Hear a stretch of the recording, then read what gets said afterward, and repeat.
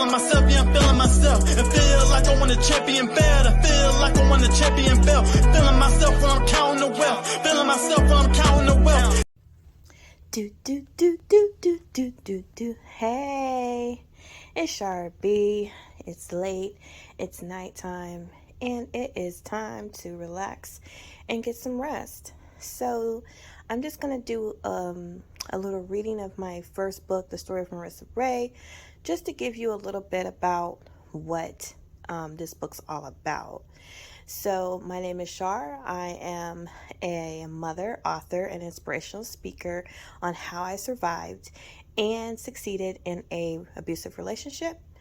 And I like to talk to people about succession and succeeding and how to get the tools to survive and succeed in an abusive relationship, and give tools so that hopefully one day you'll be strong enough to get out of that relationship and find self-love. So this is my book, Shar B. If you were to go to Amazon, you could find this book on there under my author's page. The link is below. So let's take a look at this book, because, by me being a writer, and, talking about literacy and people reading and wanting to get people to read, I definitely want people to start reading. So I pretty much write my books to make them simple, understandable, relatable, so that people of color or people that are not used to reading a lot can read and have an imagination and still be able to get a good story in without all of the harsh, hard words. And then one day, once they read my books, they can then graduate to the Stephen Kings and the more difficult reads.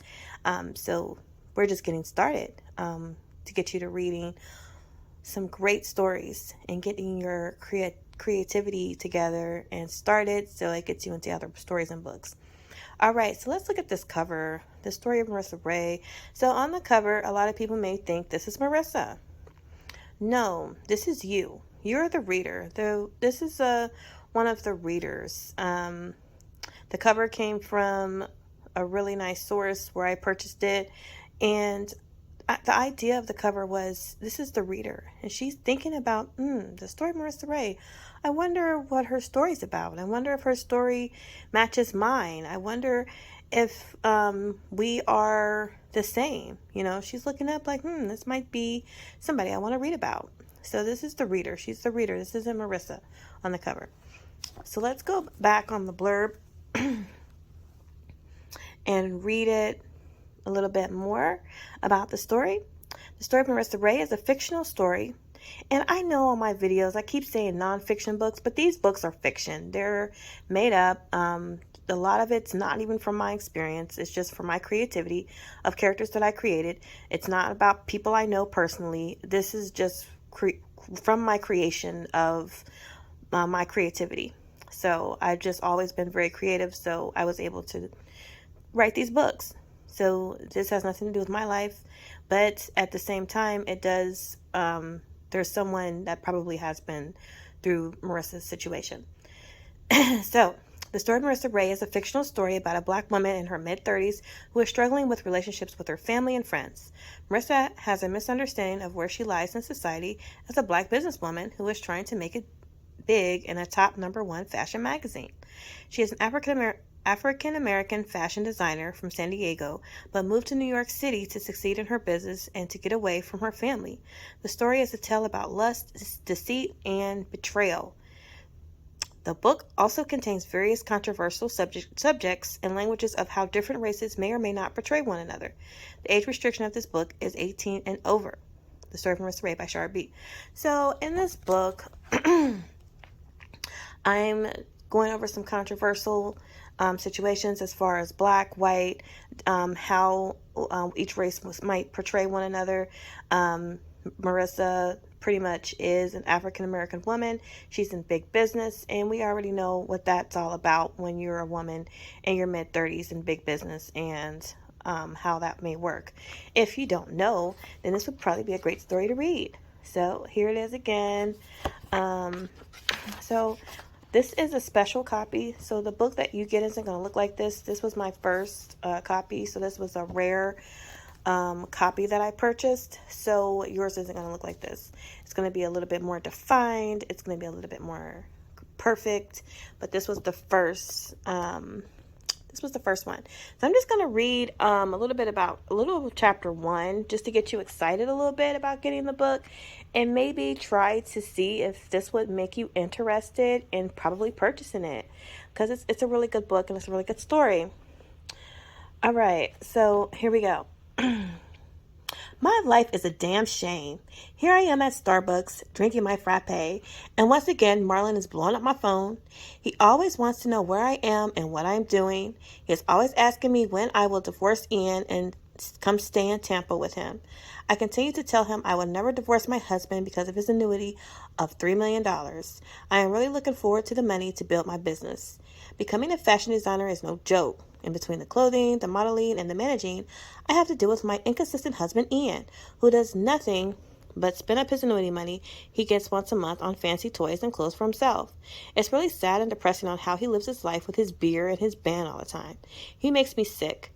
It's just a huge mess being with a man you are no longer attracted to and have to live with to make ends meet. Without Ian, though, I could not run my business on my own financially. Still, Ian and I have a daughter together, so I just deal with the situation and tough it out. Ian used to be attractive 8 years ago. He was a musician that played the guitar and always had the girls screaming. His blonde bangs, 6-packs, 6'1" height, 190 pounds, and shimmering blue eyes is what attracted me to him. He was the regular beach boy from San Diego, where he grew up. His family is very well off, too, with his father as the CEO of National Breeze magazine and his mother as a stay-at-home wife. I thought he had it made. I really do not get along with Ian's parents. I really believe it's because I am black. Black women really don't fit the mold for a rich white boy musician. Ian's parents believe my heritage and ethnic group has brought him down in society. I mean, who could resist a fine dark chocolate sister like me? My dark emerald eyes and sexy curvy figure can turn heads for miles. I'm not ashamed to be black. I love who I am. I was born in the Hebrew sense of life, where my parents did not believe in interracial relationships. I, on the other hand, did not agree with them and decided to live my life blind and only look at how people treated me and not what color they were, but what was in their pockets. My parents still live in San Diego and are really not happy with me at the moment. My mother calls and asks me about Marlon, disregarding that I am married to Ian. She feels our marriage is a joke, and one day I will snap out of it. Marlon and I are over, I always say to her. So now you see that Marissa's married to a white man and that her ex is black. She's from San Diego. She moves to New York. So now she's going through this spout with her family and not agreeing with her interracial relationship. So hopefully this might spark your interest a little bit to see the story of Marissa Ray and what she actually is going through. Read about what she's all about and how she deals with this relationship. Having her ex being black and her family still respecting that relationship. And then she's married to this white man with her daughter and trying to come out of that relationship with her ex and be in this new relationship. So I hope that this might intrigue you a little bit more to purchase the book and the story of Marissa Ray and read her story and see what's going on and how she is going to fight this whole situation. All right, well, my name is Shar B, and I'm out.